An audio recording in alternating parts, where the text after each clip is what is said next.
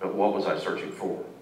If you were searching for financial records. Okay, and if I'm searching for financial records, then isn't there certain extensions that I'm looking for, like a Quicken extension or a document extension, and as opposed to a JPEG or a PICT extension? And so aren't I just kind of rooting around maybe where I'm not supposed to be? I would say yes, and I would agree with that assertion, and that's part of the reason where as technology gets more complex, the Fourth Amendment and the rules and precedents that the Supreme Court has used needs to be adapted. It's different if you go into an apartment looking for audio speakers and looking into a coat pocket and finding a bag of contraband. It's not reasonable to look for an audio speaker in a coat pocket. However, on a computer, it's an entirely different situation almost, as you don't know where files are stored or how they're stored. As you said, it would be reasonable and logical to look in Quicken documents for financial records. Well, isn't that the other side of the argument with today's technology and the extensions and in today's technology, you can hide those files with different extensions? Yes. When we walked into the building today, we all were searched, correct? Does the Fourth Amendment apply to the search that was done to us as we entered the building?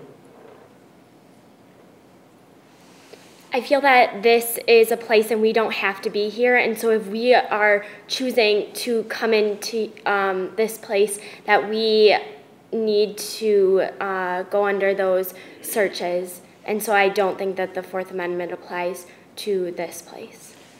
I would say that since this is a federal building, the government has a compelling state interest to conduct these searches and security checks. As an anti-federalist paper, John DeWitt 2, it stated that citizens and people had to give up certain liberties in order to protect other liberties that are deemed more important.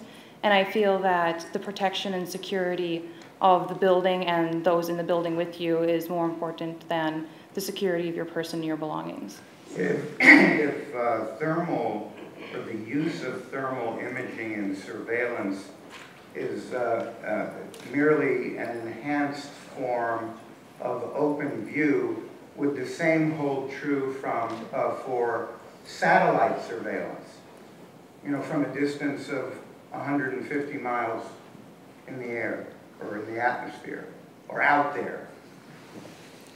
I would say yes.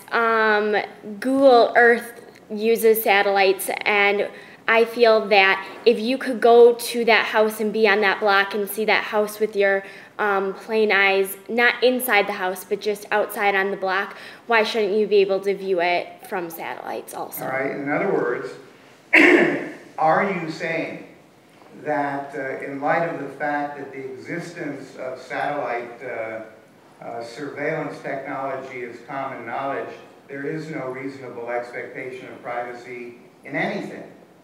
You're saved. Don't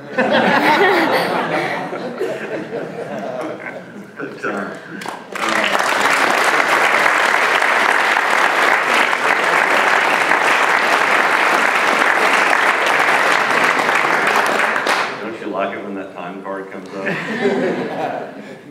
Judge, you have Sure. here.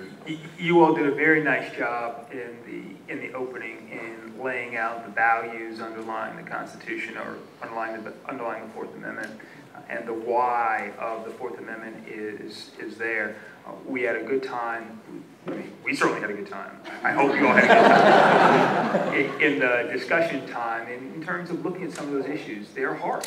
They are very hard issues to deal with, and it's a difficult situation to think about what a reasonable expectation of privacy is, given the world we're in now, and given the reasons why we're allowed to search. So it's very important for you all to think about those issues, and we do appreciate you all thinking very, very hard and very, very deeply about those issues, because you all are the next generation that's going to make those laws that we, the old guys, are going to have to live under.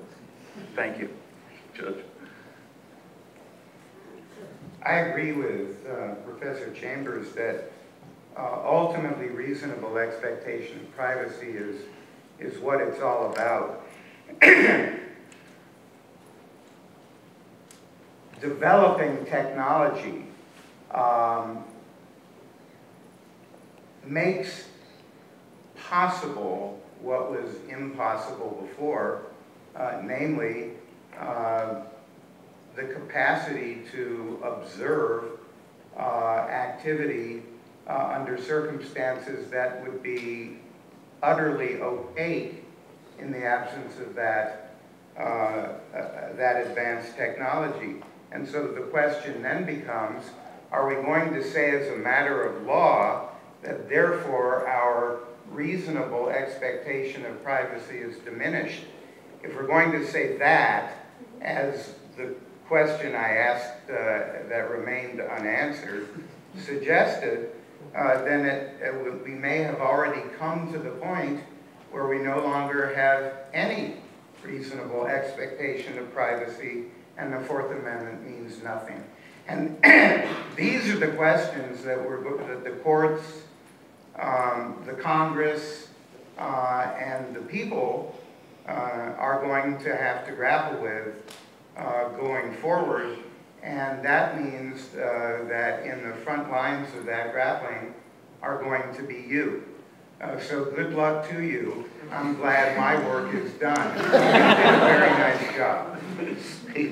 I have to agree with that statement. Good luck to you, because I've begun to grapple with these questions, and it's going to ultimately be you folks who are going to decide how technology and the right to privacy are going to be married or unmarried. With all the technology, it's an interesting question, and how much governmental intrusion is there going to be?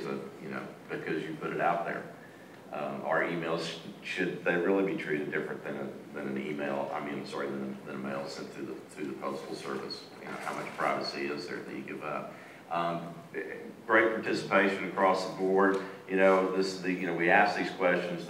Some of them are hard questions. Some of them aren't good questions. Okay, and sometimes it takes a minute to get on a roll. I think and that certainly happened in this session. Don't ever let that bother you, because sometimes it just we just have to start clicking as judges, and then getting our dialogue. Once we got our dialogue going, it went really, really well.